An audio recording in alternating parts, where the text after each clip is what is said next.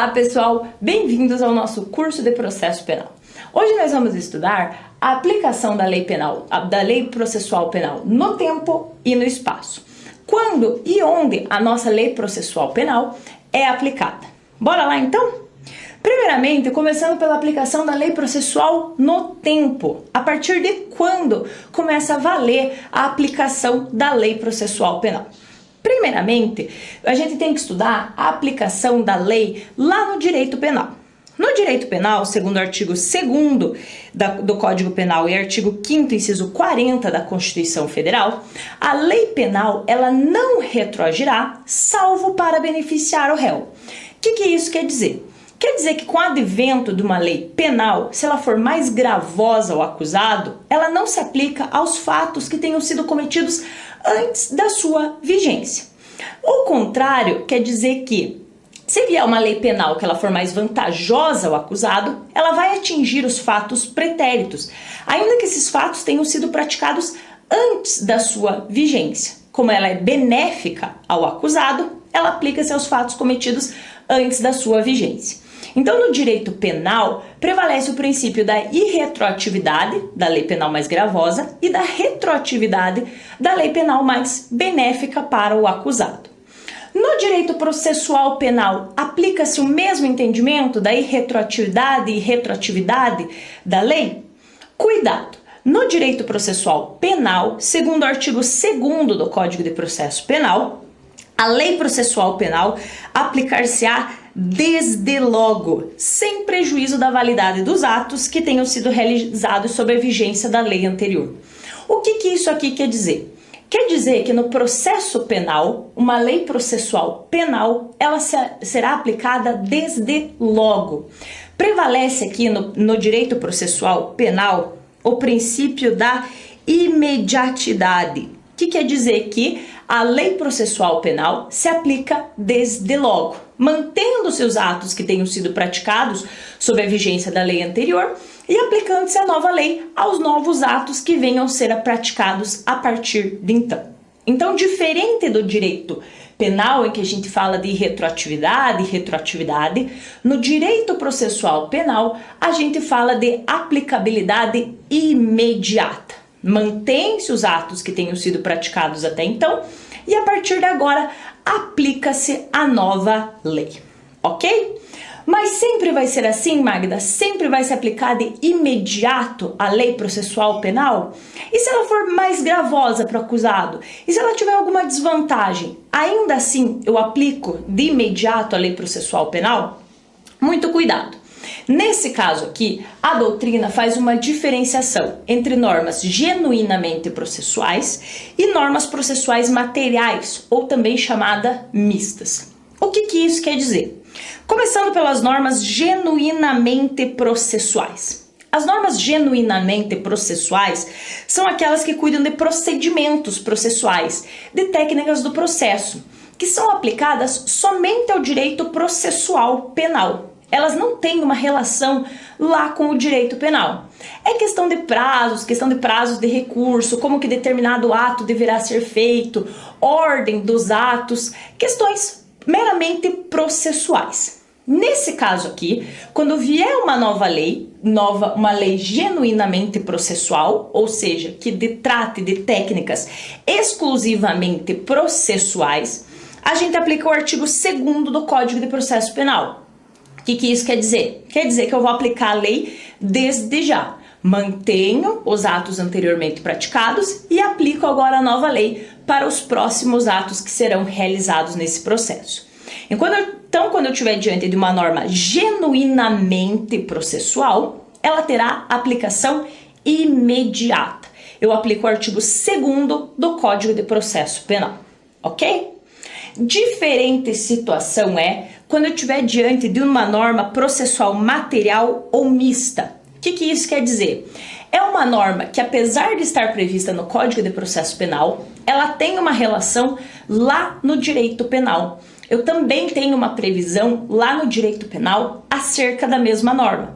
Por exemplo, questão de perempção, representação, perdão judicial. São normas que, apesar de estarem aqui na lei processual penal, elas também tem aplicação lá no direito penal.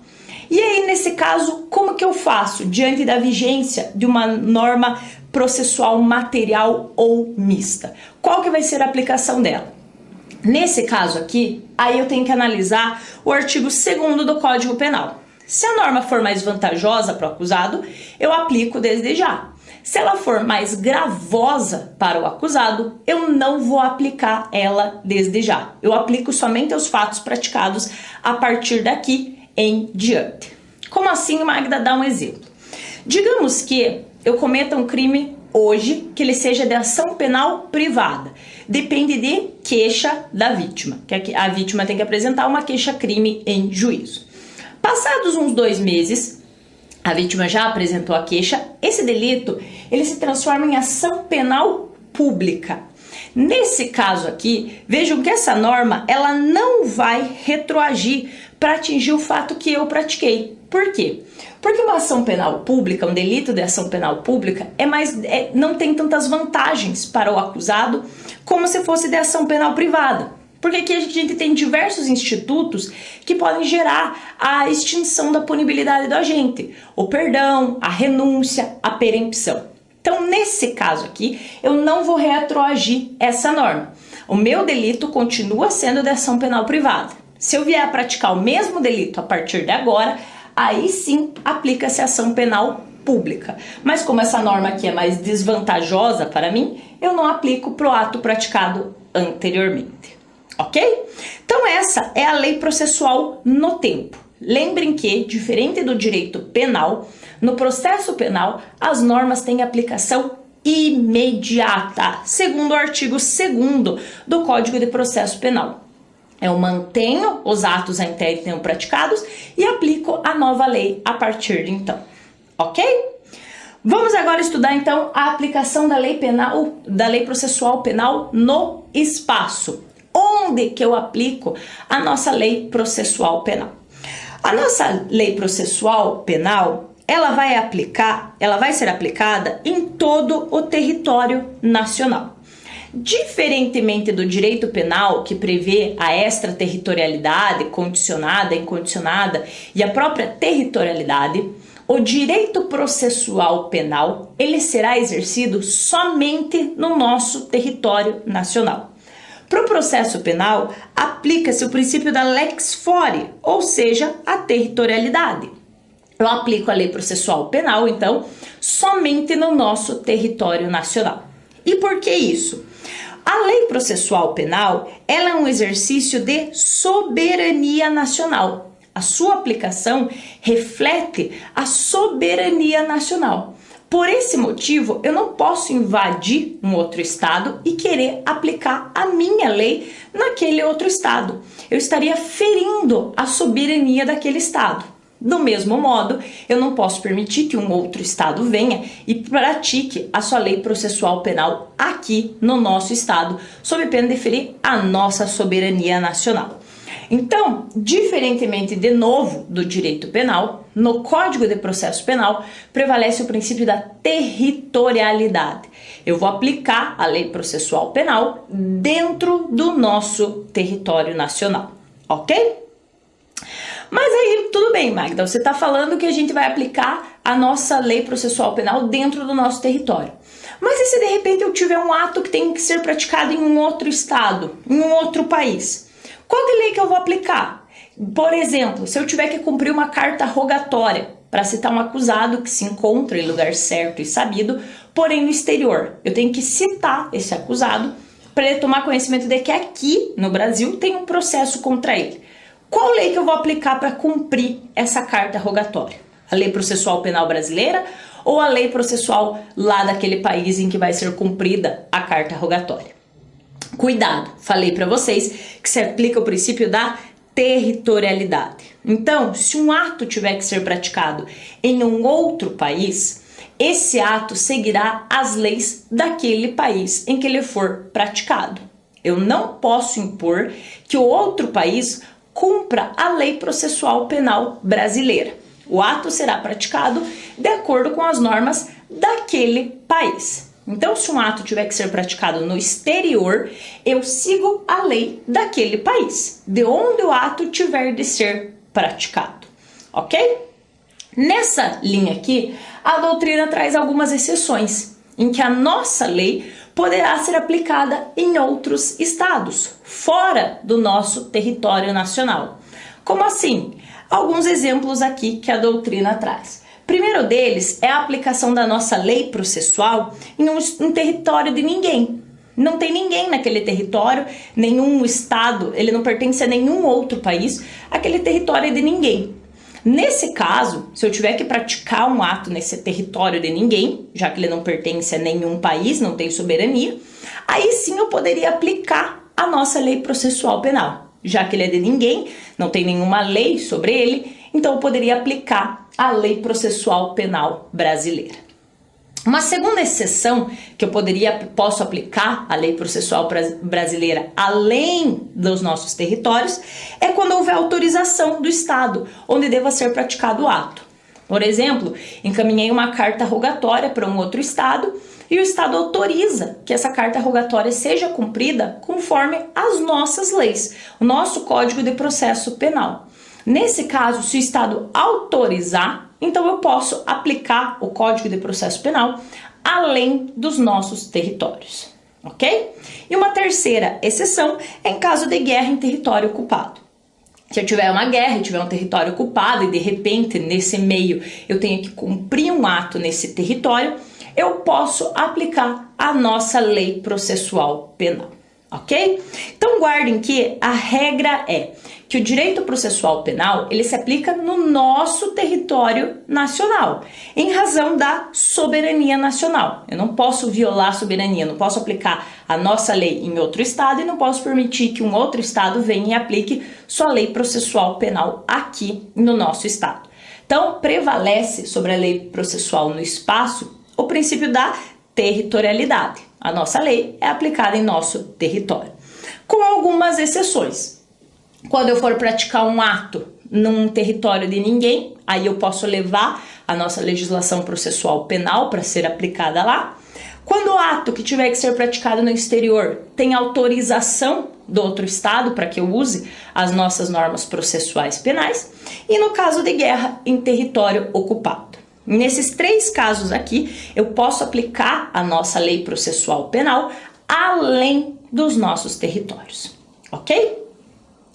Ainda dentro dessas ressalvas, o artigo 1º do Código de Processo Penal, ele traz algumas hipóteses em que dentro do nosso território, agora eu não estou mais falando fora, eu estou falando aqui dentro mesmo do nosso território, dentro do Brasil, eu não vou aplicar o Código de Processo Penal. Veja que agora eu estou dentro do Brasil e ainda assim eu não vou aplicar o nosso Código de Processo Penal.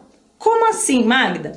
Vejam que o artigo 1º fala: o processo penal reger-se-á em todo o território brasileiro, ou seja, o princípio da territorialidade vai aplicar em todo o nosso território, por esse código, ressalvados. Então aqui, o nosso artigo 1º ele traz uma série de ressalvas em que dentro do território nacional, dentro do Brasil, eu não vou aplicar o Código de Processo Penal.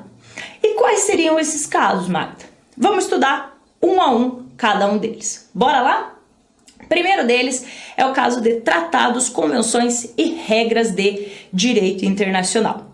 Muito embora os fatos tenham ocorrido no Brasil, se o fato ocorreu no Brasil, se o Brasil assinou algum tratado ou convenção ou regra de direito internacional, esses tratados, eles criam obstáculos processuais impedindo a aplicação da lei processual penal brasileira nesses casos. Ainda que o fato de repente tenha ocorrido aqui no Brasil, eu não vou aplicar a nossa lei processual penal em razão de tratados, convenções ou regras de direito internacional que tenham sido adotadas pelo Brasil. Por exemplo, é o caso de crimes cometidos a bordo de navios ou aeronaves públicas. Lembre aqui da questão de pública, ele segue a lei da bandeira, é como se fosse o território do país que tem a bandeira nesse navio ou na aeronave. Estrangeiras em águas territoriais e espaço aéreo brasileiro.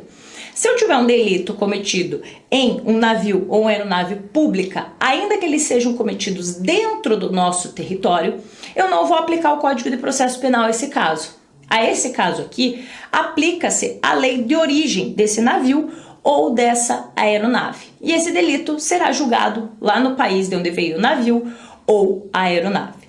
Ainda então que esse delito seja praticado aqui, dentro do nosso território, eu não vou aplicar a nossa lei processual penal, ok?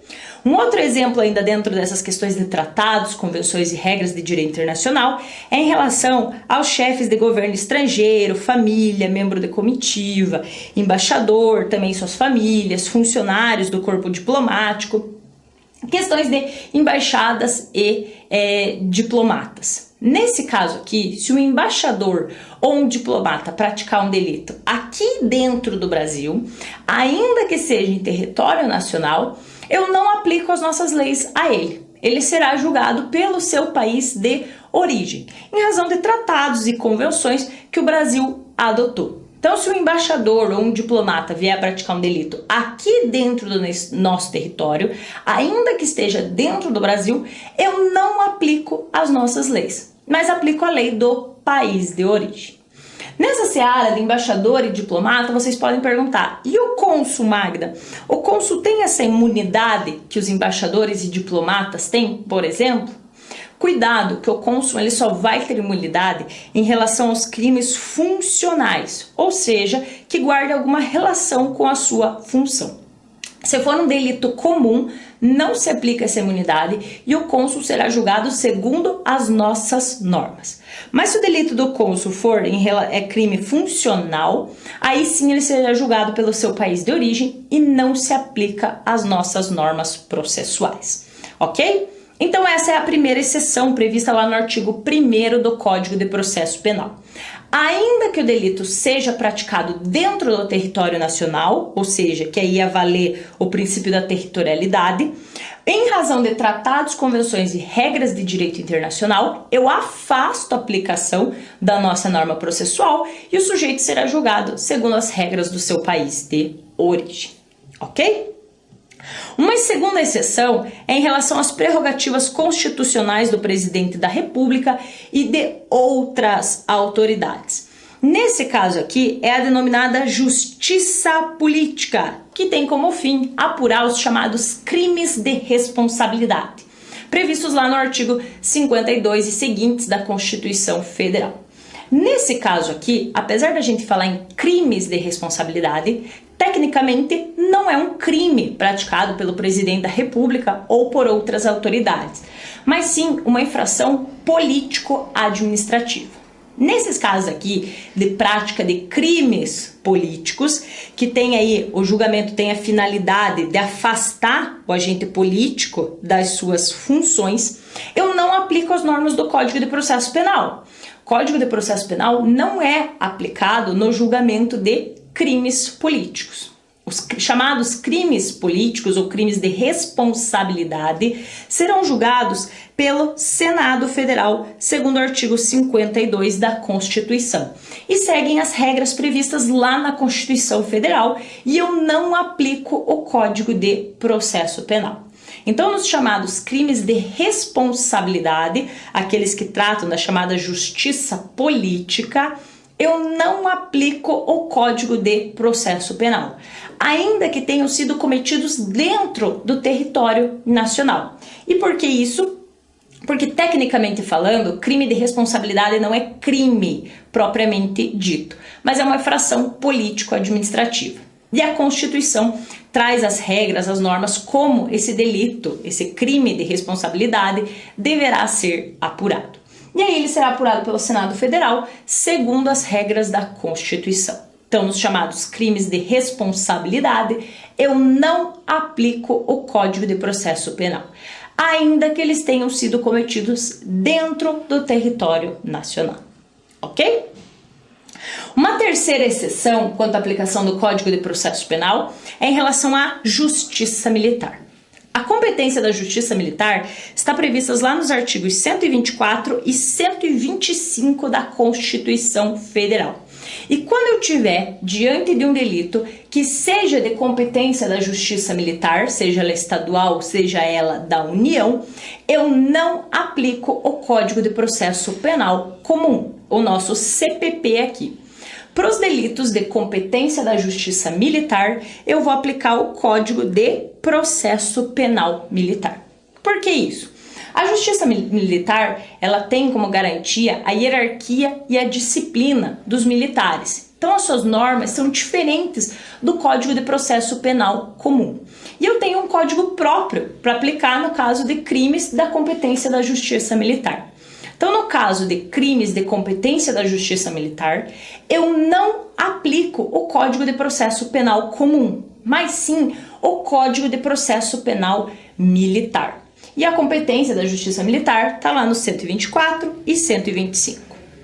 Muita atenção aqui que o artigo 3º do Código de Processo Penal Militar diz que nos casos omissos, ou seja, quando eu não tenha determinada previsão no Código de Processo Penal Militar, aí sim eu aplico o Código de Processo Penal Comum, mas somente nos casos omissos.